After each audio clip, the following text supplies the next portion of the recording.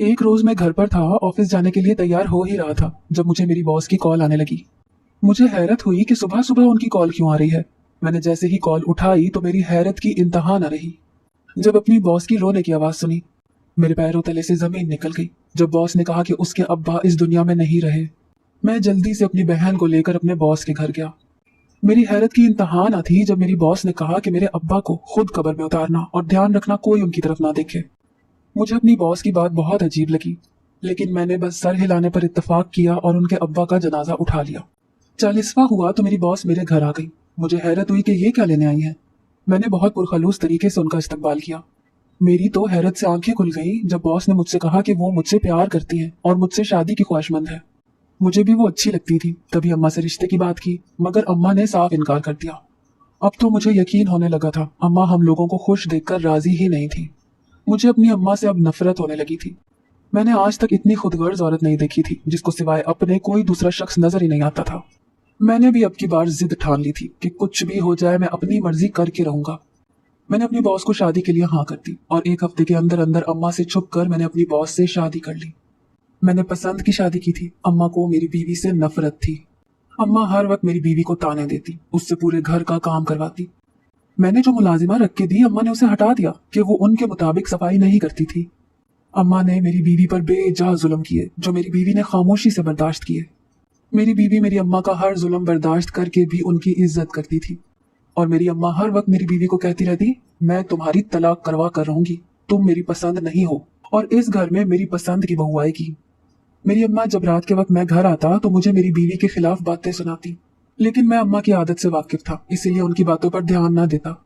मेरी बीवी और मैं अम्मा से काफी तंग आ चुके थे। अभी हमारी शादी को साल ही हुआ था कि शादी के साल बाद ही बीवी एक बच्चे को जन्म देते ही मर गई। मेरी तो दुनिया ही उजड़ गई थी। इतनी मोहब्बत करने वाली बीवी मेरी जिंदगी से चली गई थी। मेरा बच्चा भी माँ की मोहब्बत से महरूम हो गया था। जनाजे का वक्त हुआ तो अम्मा मैयत उठते ही बोली, तेरी बीवी की कब्र में सांप बिच्छू आएंगे। मुझे अम्मा जी की बात बहुत अजीब लगी कि अम्मा ऐसा क्यों कह रही हैं। मुझे लगा अम्मा बद्दुआएं दे रही हैं, लेकिन मैं बहुत डर गया था। मैंने सोचा बीवी की लाश को रात कब्र से निकालकर घर में छुपा लूंगा तो उसे तकलीफ नहीं होगी। मैंने जाने अनजाने में अल्लाह के हुक्म के खिलाफ हरकत करने का सोचा था। रात कब्र कुशाई करने का इरादा करते ही मैं शाम के वक्त में सो गया। मैंने ख्वाब में देखा कि मेरी बीवी बहुत खुश है और हर जगह हरियाली ही हरियाली है। सफेद रंग का लिबास पहने मेरी बीवी इधर उधर घूम रही थी। मेरी घबराहट से आंख खुल गई तो देखा रात का वक्त हो रहा था। सब अपने अपने कमरों में थे। मेरा बच्चा भी मेरी बहन के पास था। मैं छुपके से कब्रिस्तान गया।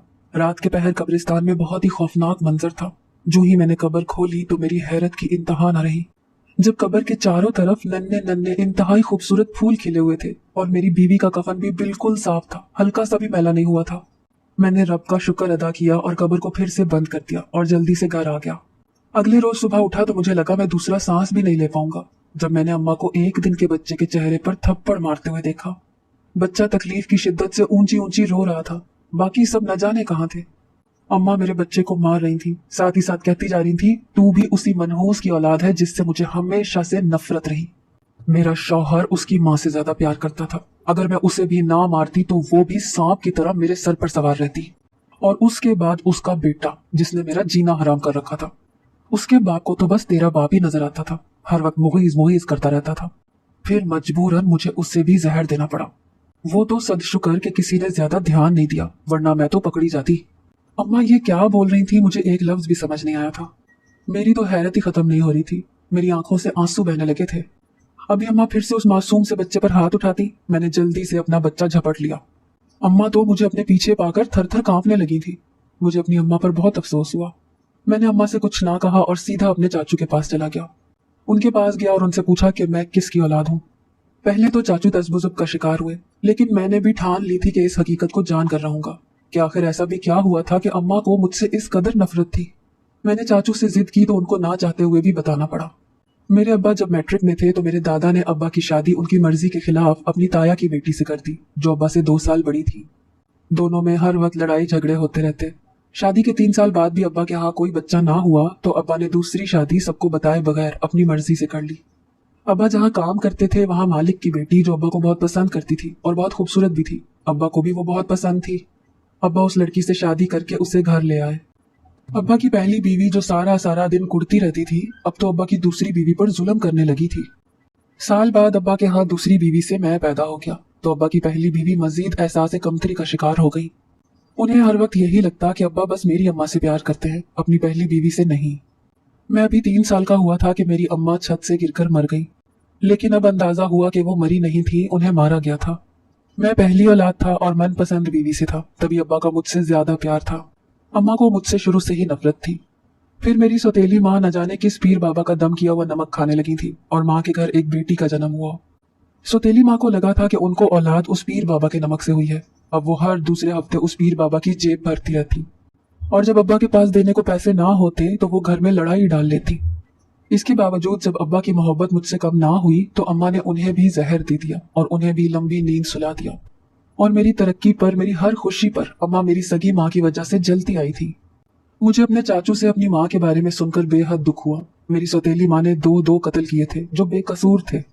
मैंने पुलिस को सब बयान लिखवाया और अम्मा को जेल करवा दी।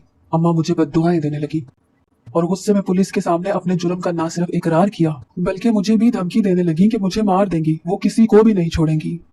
मेरी सौतेली माँ ने जो मुझे जख्म दिया था वो बहुत गहरा था, जिसकी भरपाई बहुत मुश्किल थी। लेकिन मैंने हिम्मत से काम लिया, अपनी औलाद के साथ साथ अपने बहन भाइयों को भी पाला, उनकी शादियां की और खुद अपने बेटे के साथ पुरसकून जिंदगी गुजारने लगा। जिंदगी बहुत सुकून से गुजर रही थी जब पुलिस की बात सुनकर मेरे सर पर आसमान टूट पड़ा। मुझे इत्तला मिली कि अम्मा को उनके रवैये और तबीयत के मद्देनजर उनको पागल खाने भेजा जा रहा है। दिल के हाथों मजबूर होकर मैं अम्मा को देखने पागल खाने गया। मुझे अम्मा के कमरे के बाहर ले जाया गया। अंदर अम्मा अपने बालों को तोड़ रही थी और बार बार यही कह रही थी कि मैं सबको मार दूंगी, मैंने सबको मार दिया है, मैं उसके बेटे को भी नहीं छोड़ूंगी। उस वक्त एहसास हुआ कि जो सतीली माँ के साथ हुआ बिल्कुल दुरुस्त हुआ। वो खुद पसंदी में इतनी गुम थी कि उनको अपने इबरतनाक अंजाम का अंदाजा ही नहीं हो सका और वो इस नहज पर पहुंच गई। अम्मा की आखिरत तो काफी इबरतनाक थी, लेकिन उनकी बाकी की जिंदगी भी काफी तकलीफ दे साबित होने वाली थी, क्योंकि जब जब अम्मा को दौरा पड़ता डॉक्टर उनको बिजली के झटके देते थे जो उनके दिमाग को कुछ वक्त के लिए सुला देते थे। वक्त गुजरता गया और मेरा बेटा 5 साल का हो गया। 2 साल से मैं अपनी सौतेली माँ से मिलने नहीं गया था, लेकिन डॉक्टर से हफ्ते 2 हफ्ते बाद उनका हाल अहवाल पूछ लिया करता था। एक रोज मेरे गमों का इंतकाल हो गया जब डॉक्टर का फोन आया। मुझे अब की बार कोई हैरत ना हुई जब डॉक्टर ने बताया कि अम्मा अब इस दुनिया में नहीं रही। वो दिन मेरी जिंदगी की तकलीफों का आखिरी दिन था। उस दिन के बाद से मैं अपनी जिंदगी पुरसकून और खुशी से गुजारने लगा था। मैंने अपने बेटे से अपने बाप की मोहब्बत से भी ज्यादा मोहब्बत की थी। ना सिर्फ अपनी मोहब्बत से अपने बेटे को रोशनास करवाया, बल्कि उसकी माँ की मोहब्बत से भी मैंने ही उसे रोशनास करवाया। इंसान की नफरत उसके कद से बड़ी होती है। इंसान अगर नफरत की जगह मोहब्बत बांटने लगे तो कभी भी उसका मुकद्दर अस्पताल या पागल खाना ना बने। इंसान नफरत तो करता है और उस नफरत में ना सिर्फ वो दूसरे को बल्कि खुद को भी उसी नफरत में झुलसा कर राख कर लेता है। मैंने सोच लिया था कि अपनी औलाद को हमेशा मोहब्बत का दर्स देना है ताकि कल को वो किसी की जिंदगी खराब ना कर सके। मैं जो हुआ उसे बदल तो नहीं सकता था, लेकिन अपने आने वाले कल को जरूर ठीक कर सकता था, जिसकी कोशिश में मैंने अपनी बाकी की जिंदगी गुजारने का फैसला कर लिया था।